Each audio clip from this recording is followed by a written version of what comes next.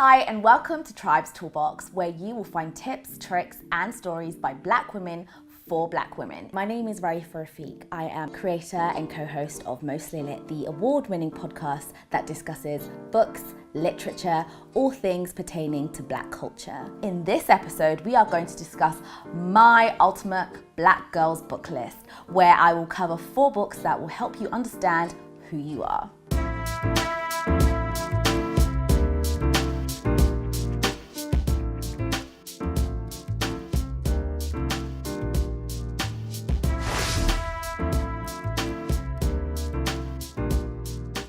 My first book that I want to talk to you guys about is a book called Nervous Conditions by a Zimbabwean author called Tsitsi Dangarembga.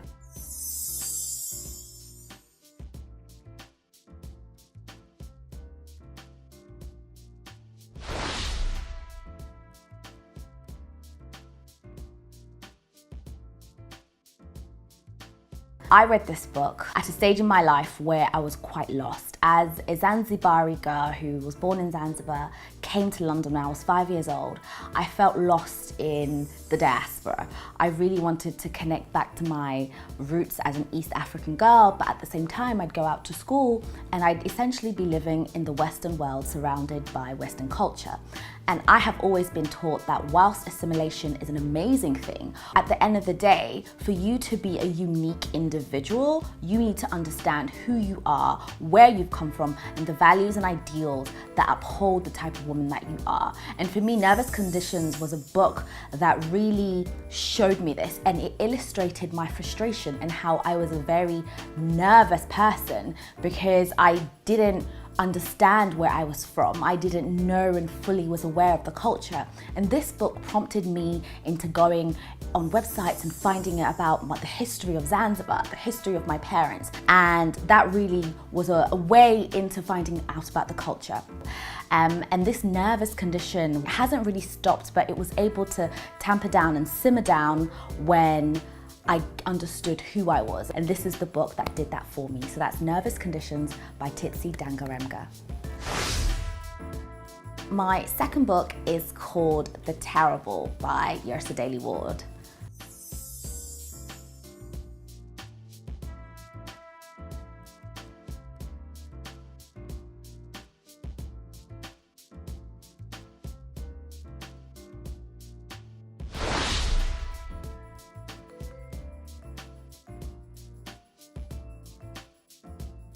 One thing that I really love about this book is the way it's written. It's not your most conventional prose narrative.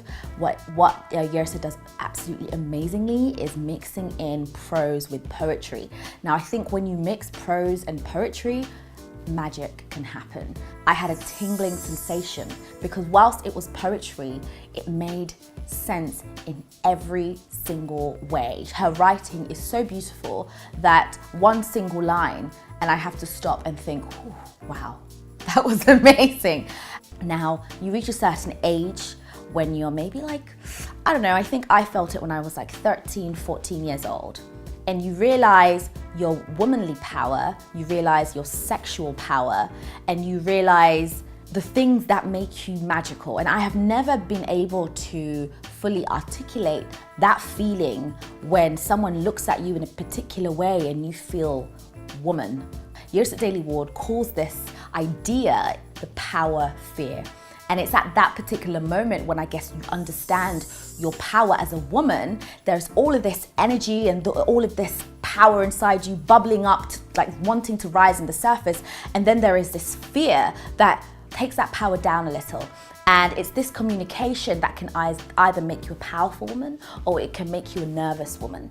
And what I say to this is understanding this power, understanding this fear, and ensuring that the power always wins. Because fear is important. You need fear in order to make you move forward, but you cannot let fear overcome the power. As soon as you do that, you eliminate the power and you just become a fearful woman. And a fearful woman does not accomplish anything. My third book is Americana by one of my favorite authors, Auntie Chimamanda.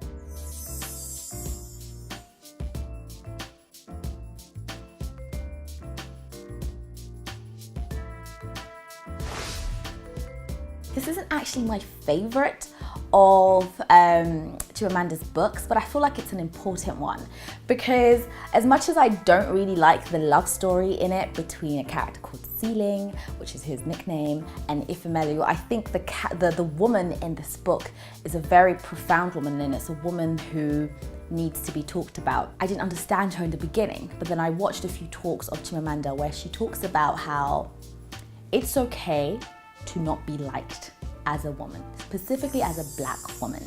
The idea that we must pander everyone's affections and put others ahead of ourselves in order for them to like us whilst we are not doing and serving our own purpose is what she instilled in Ifemelu. She's a character who doesn't go out with the intention of being liked.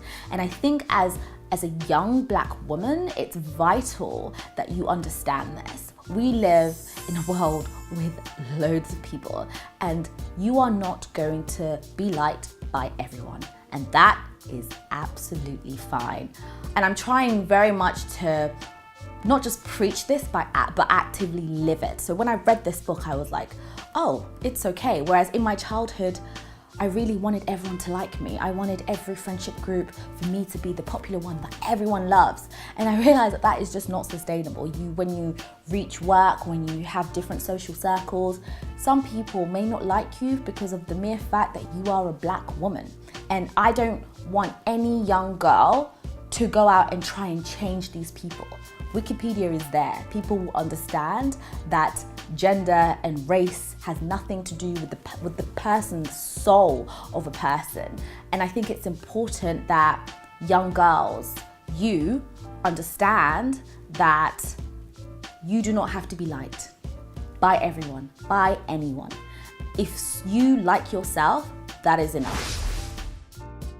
My final book is a book called The Fisherman by Chigozie Obioma.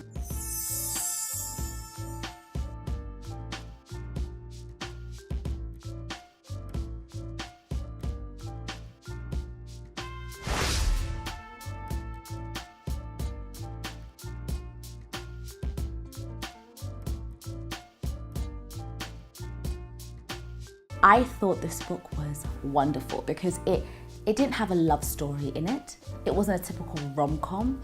It told a story of brotherly bonds and familial bonds. And it's just so rare that you pick up a book by or talking about Black people that isn't about race, that doesn't show us in a negative light, that doesn't talk about all the struggles and the past traumatic shared experiences that we have as a Black people. It was just a book about family. It was a book about love. It was a story about brothers. And I think this is vital not just for Black women, but for all Black people to read, because it's very tiring sometimes to think that our narratives are all about oppression, because before all of that, we were people. We were someone's sister, someone's brother, someone's mother, someone's aunt.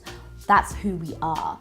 We are not defined by the idea of being post-colonial. No, we are just people. And I think that is something that is very paramount in this book, because it was just a story, and it was refreshing to show such bond between families. Was wonderful, because a lot of us have those bonds and we don't see them portrayed. We are complex, beautiful beings, and that is the story that we should see. Reading makes people better. It changes your skills, first of all. You are able to analyze, you are able to critique fairly, you are able to understand people. A lot of the times, fear is what drives a lot of things, and the only way you can have less fear is to understand. And one way I think you can do this is by reading books. So I always try and read books by people who are very different from me. However, in saying that, I did not read a story about a Black woman who was like me until I started university. And if you don't see yourself in these narratives, you don't see yourself on the world stage, you become and you end up thinking, oh, I don't deserve to be there. and maybe I shouldn't be there. Maybe my story isn't the story. My story won't be accepted. My story isn't the norm. And you start to place yourself outside of the world's limelight.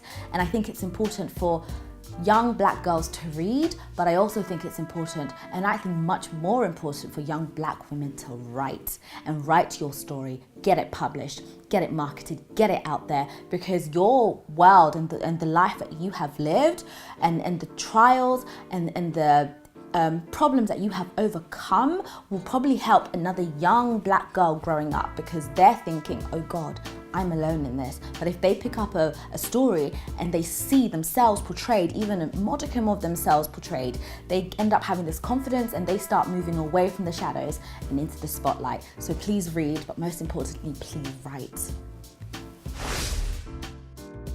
Thanks for joining us for this episode of TRiBE's Toolbox. Make sure you like and subscribe, comment down below and tell us what you've learned from this video. And don't forget to check out the other videos in the TRiBE Toolbox.